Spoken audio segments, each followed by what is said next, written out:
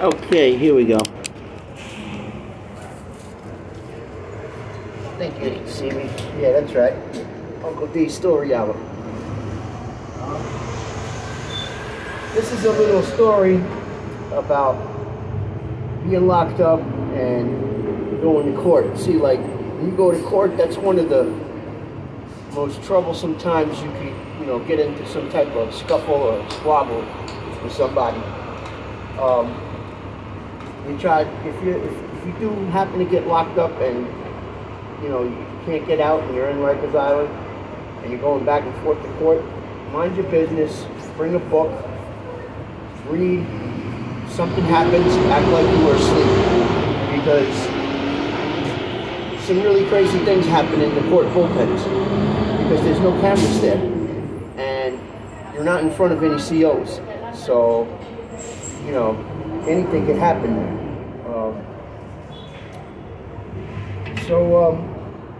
One day I go to court and I'm waiting for court.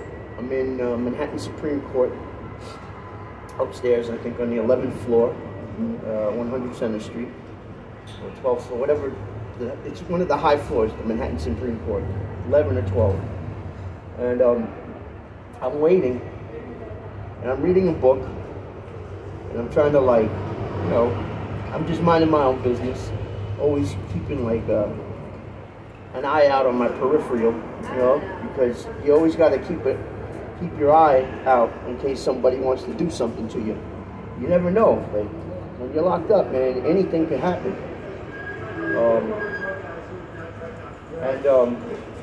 So I'm sitting there reading the book, and I noticed this tall Dominican kid, skinny, tall Dominican kid, is standing in the toilet area. See, let me paint you a picture. The cells, it's just a big cell room with a metal divider that's about 4 feet high, or 5 feet high, to block off the toilet, and that's it. And then there's a sink on the one side of the divider, and then the other side of the divider is the toilet, and it's in the corner of the cell. So, and then against the wall here's the toilet and the divider right where you walk in. And the gate, where the gate is, and then on the other side of the wall is where the bench is, where you sit down. And I was so I was diagonal from it, and I was sitting down. I didn't, I wanted to mind my business, so I didn't really pay it no mind that the dude was standing there, but he was standing in the toilet area, which you really don't do, because the bullpens in the court system really stink. They smell like a mixture of shit, piss, sweat, funk, badootie, balls, dick, and booty. That's all I can describe it as. Balls, dick, and booty with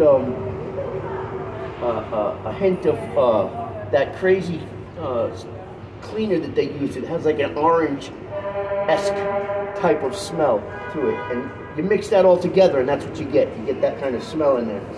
And the toilet area is the worst area. It's got a few hundred people pissing on it every day, And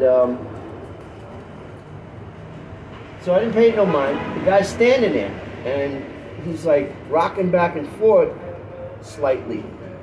And there was another Dominican dude that was in the cell with us. He was kind of big, and he's looking at this guy. And he just gets up, and he walks up to the guy and grabs him from around the divider and yokes him up and pulls him over the divider and just puts him in a sleeper hold. He just yokes him up and puts him in a sleeper hold over the divider. There was nothing he could do. All he could do was go to sleep. And then you let him go, and he fell like a sack of potatoes.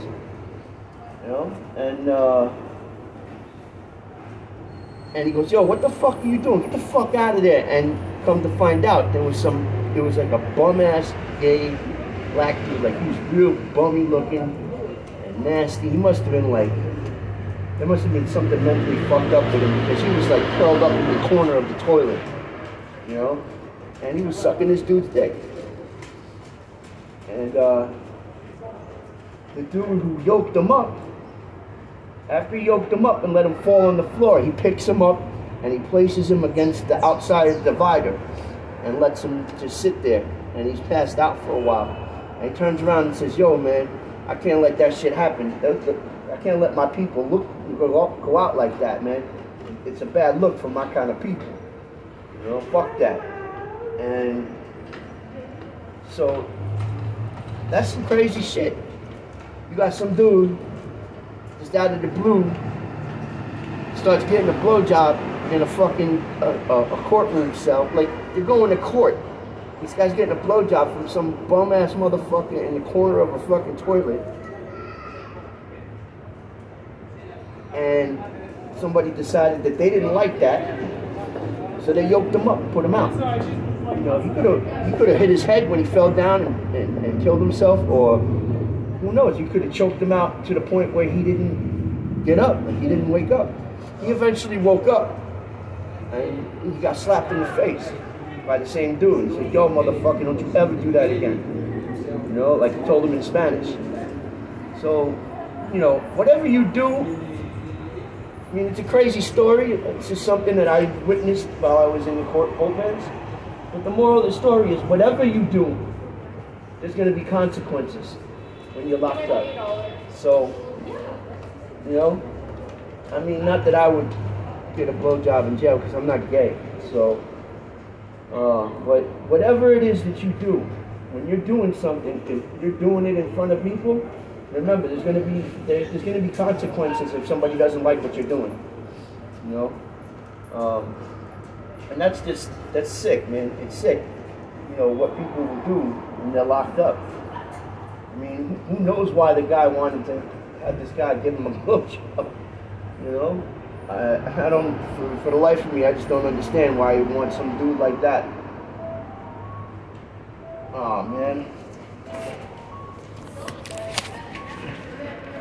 Hold on a second here. All right, that was just a phone call. I had to get rid of that. Okay. Here we go. Sorry about that. But anyway,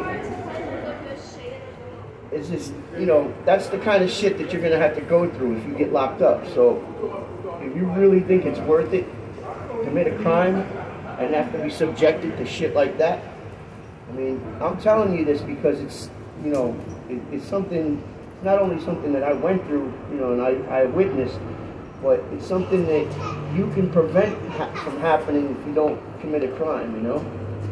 So, you know, to me, I do my best not to commit any crimes anymore, so.